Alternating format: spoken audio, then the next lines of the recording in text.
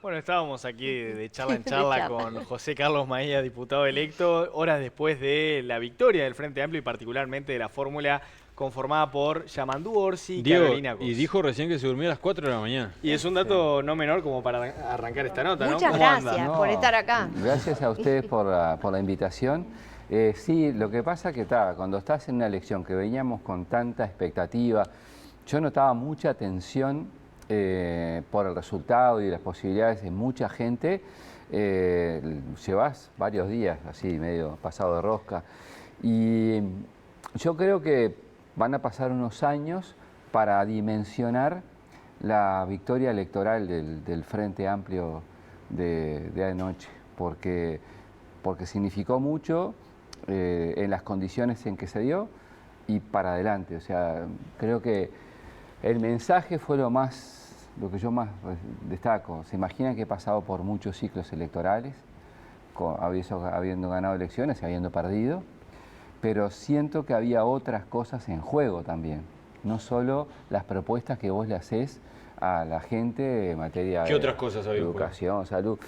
Y bueno, la calidad democrática del país, fundamentalmente eso.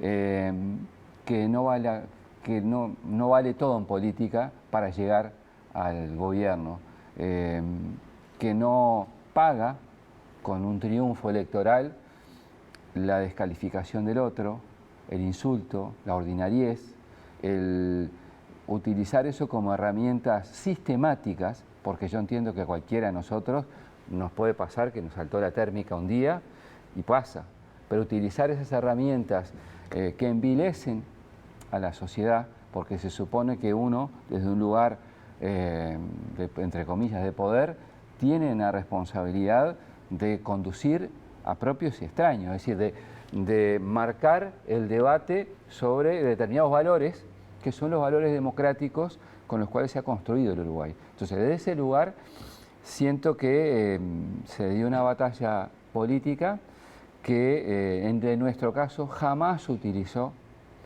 en forma sistemática, yo tampoco diría aislada, la descalificación del otro. ¿Pero que afectó la calidad de la campaña, dice usted? Sí, claro, pasó de todo. Cuando vos te pones a mirar un poquito hacia atrás, hubo hechos gravísimos, gravísimos.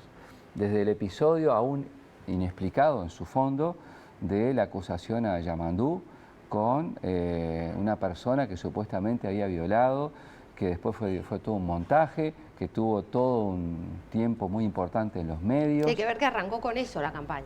Digo, lo que pasó es que la sociedad uruguaya mayoritariamente no naturalizó eso.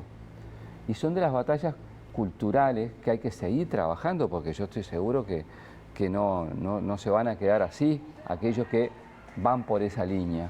Y creo que es una batalla muy fuerte que hay que dar de, bueno, te puede ganar una elección un partido u otro, y eso es normal en el sistema democrático, pero no cualquier forma de hacer política vale. Y está bien que se castigue desde el punto de vista electoral la gente, no quienes somos pares, la sociedad, aquellos que utilizan ese medio para ganarle al otro, el insultar, el descalificar, el intentar ridiculizar a otros, utilizar todas esas herramientas, fueron derrotadas, sufrieron una derrota dura y la merecían.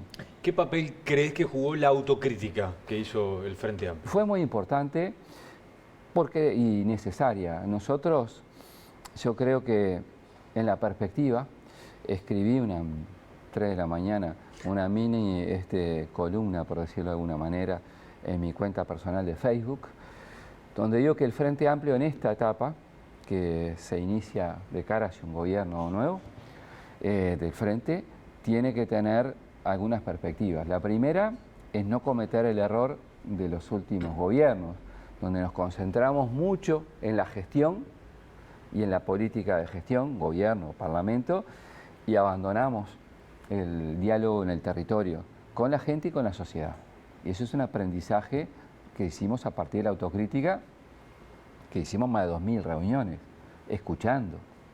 Hicimos documentos, pasamos por un congreso. Entonces, eso en la perspectiva para adelante no hay que olvidar. Y eso es un aprendizaje de lo que nos pasó. Y claro, también hay un nuevo tiempo que el Uruguay nunca vivió, porque si bien es fundamental, pero fundamental, que el Frente Amplio tenga, como tiene, mayoría parlamentaria en el Senado, por todas las cosas que dependen del Senado, ¿no? Es decir, desde elegir y aprobar los directores de entes autónomos que propone un presidente, los embajadores, las propuestas que existen para hacer, en fin, las veñas para fiscales y demás, todo pasa por ahí. Pero hay una Cámara en que nadie tiene la mayoría.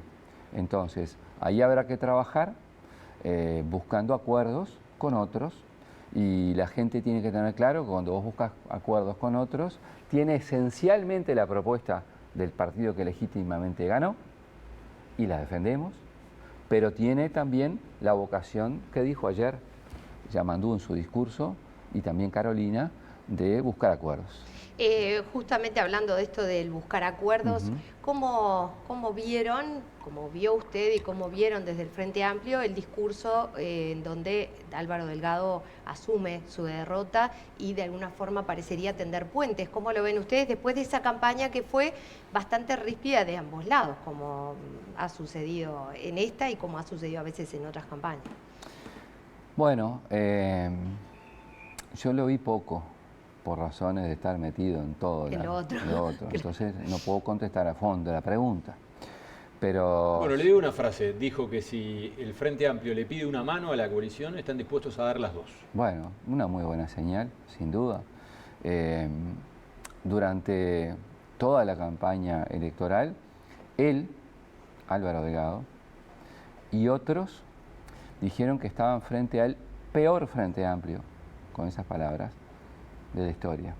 Bueno, el peor Frente Amplio, que ellos decían, ganó.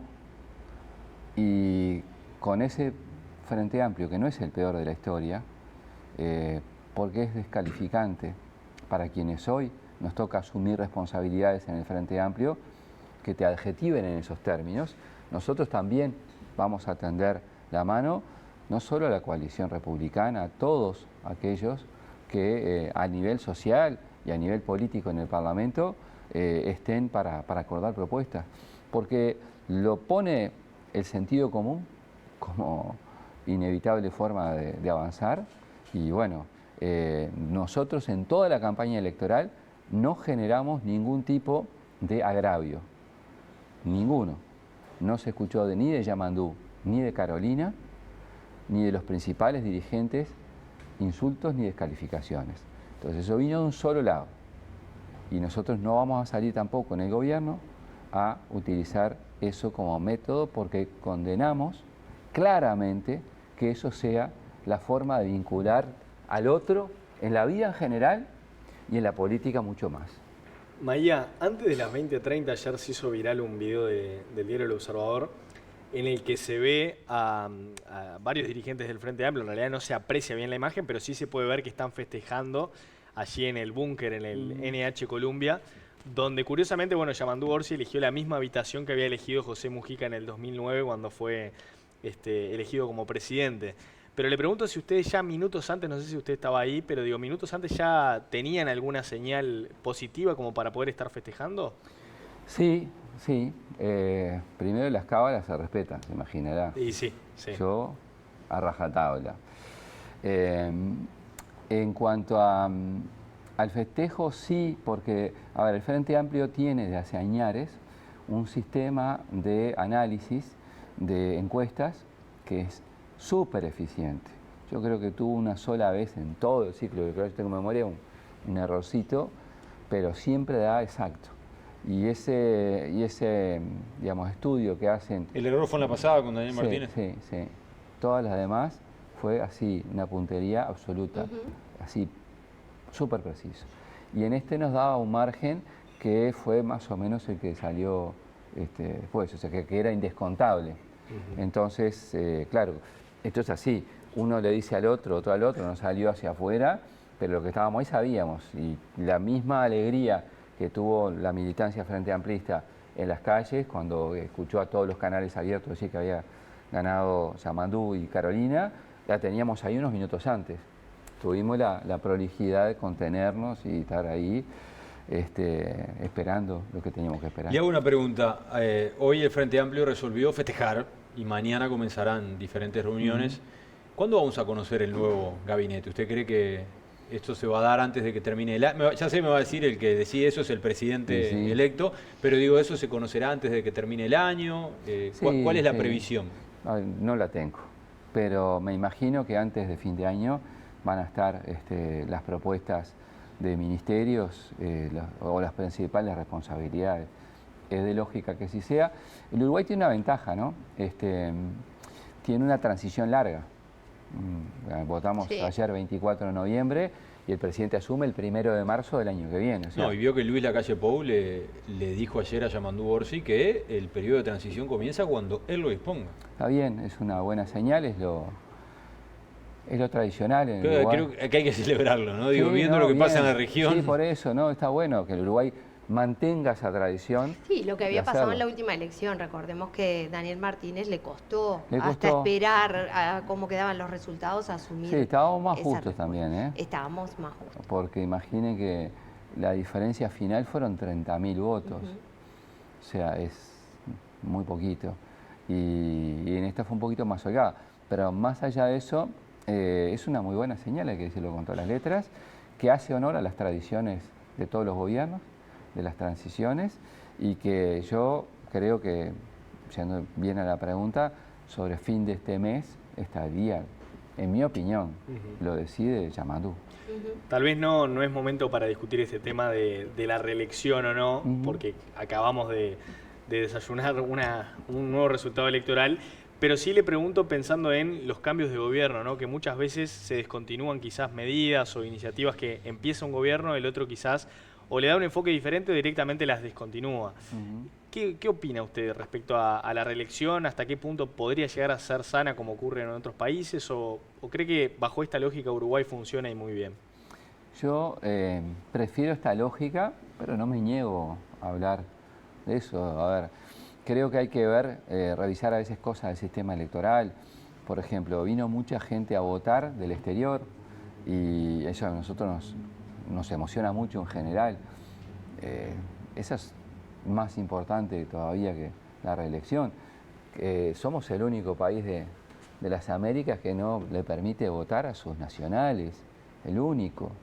No hay ninguna justificación. Pero recordemos que en un momento la ciudadanía se expidió al respecto, sí, ¿verdad? Sobre dijo el voto que epistolar. no, sobre todo, claro, sobre todo por epistolar. aquello de que Uruguay, en general esto sucede en países que tienen algún tipo de política migratoria, ¿verdad? Y a Uruguay quizá tenemos que empezar a mirar qué hacemos también con esos uruguayos que están en el exterior para que tengan de alguna forma, tenga sentido que opinen sobre quién nos gobierna. Sí, a ver, con los niveles de información y esto de internet, saben, seguro que les pasa a ustedes, saben más lo que le pasa en su barrio, gente que ustedes conocen en el exterior que lo que nos pasa a nosotros. Muchos casos, sí, a mí me ha pasado, ¿qué le pasó a fulana? Y se enteraron en Gotemburgo antes que en mi casa, la vuelta, o sea, pero más allá de eso... A mí me pasó en Salto con un cuadro de fútbol. Yo, por ejemplo, soy de Salto, y una persona que está en el exterior se enteró antes que un equipo del que somos hinchas había salido campeón. Y bueno, me mandó te pasa la vida sí, cotidiana, me pasa muchas veces. Yo viví muchos años fuera y sentía, por ejemplo, esa falta de pronto de políticas que para los uruguayos que estábamos en el exterior nos ampararan o nos dieran algún tipo de sentido después el ir y tomar alguna decisión sobre lo que después tienen que vivir los uruguayos que viven aquí todos los días. Entonces uno vota en donde vive, pero también donde no vive. Y esto lo digo al revés, porque también me pasa que me llegan votaciones del exterior para votar. Yo decido no votar porque no vivo en ese país, pero ahí hay algo para conversar, primero, porque somos muchos los uruguayos, son muchos los uruguayos en el exterior. Tenemos una enorme población en el exterior, tiene derecho, no tiene que ser un tema de bolsillo, si yo me puedo pagar el pasaje desde Europa, de Estados Unidos o de Buenos Aires para ejercer el derecho al voto. Claro que hoy está haciendo eso. Bueno, pasa señales. Claro. Yo hice un proyecto de ley que por lo menos se utilizaran los medios electrónicos para que vos, que no votaste 2 ciclos electorales, desde tu casa, en donde estés, puedas ser reincorporado, aunque sea al registro electoral, y después vengas directamente a votar. o no, ni eso logramos mover. Pero bueno, es un debe como sociedad de asumir que hoy el mundo es bien distinto y que acá yo he visto hoy a representantes del hoy gobierno celebrar las elecciones de ciudadanos venezolanos en Uruguay y festejarla y no habilitándolo para acá. Entonces, tenemos que tener miedo de eso y saber que quien paga sus impuestos desde el exterior, le hace compras a sus familiares vía electrónica en tal o cual tienda, y tiene el concepto de ciudadanía cambió. Entonces, me parece que debemos mirar las cosas sin Capaz que abrimos de ahí una oportunidad para que muchos uruguayos vuelvan, en el sentido de que Uruguay se acerque más, porque también es cierto que cuando se puede votar, implica que los propios gobernantes empiecen a viajar a los lugares en donde hay uruguayos para hacer su campaña. Y también ¿no? creo que se suma, quizá ahí se dialoga distinto. pero se suma también la discusión que leía el otro día en redes, si una persona extranjera viviendo en Uruguay hace muchísimo tiempo tiene o no más derecho a ejercer su voto que ese caso de los ciudadanos uruguayos viviendo en el extranjero. Pero bueno, quedará seguramente para pero yo te digo, otra... A mí me tocó ser presidente de Cámara, que vos tenés viajes oficiales, en los lugares me encontré con aquellas personas que trabajan vinculadas a los consulados, por ejemplo, y que te hacen donaciones de todos colores. Y me acuerdo que yo elegí ir con alguien del Partido Nacional o del Partido Colorado que me acompañara a la delegación, o sea, que fuera de los dos, de gobierno y de oposición. Y me acuerdo que fuera hoy en Galicia, una señora, un domingo a las 11 de la mañana, me preguntó, ¿y usted por qué no trajo a alguien del Partido Colorado con usted?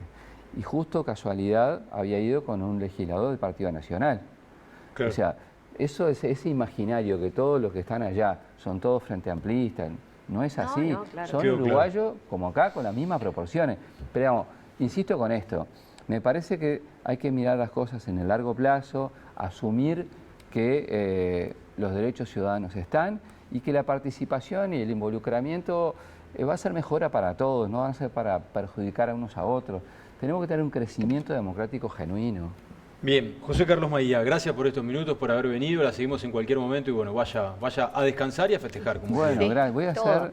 Las 12 podrás. Sí, voy a hacer esas dos cosas, pero primero festejar y después descansar.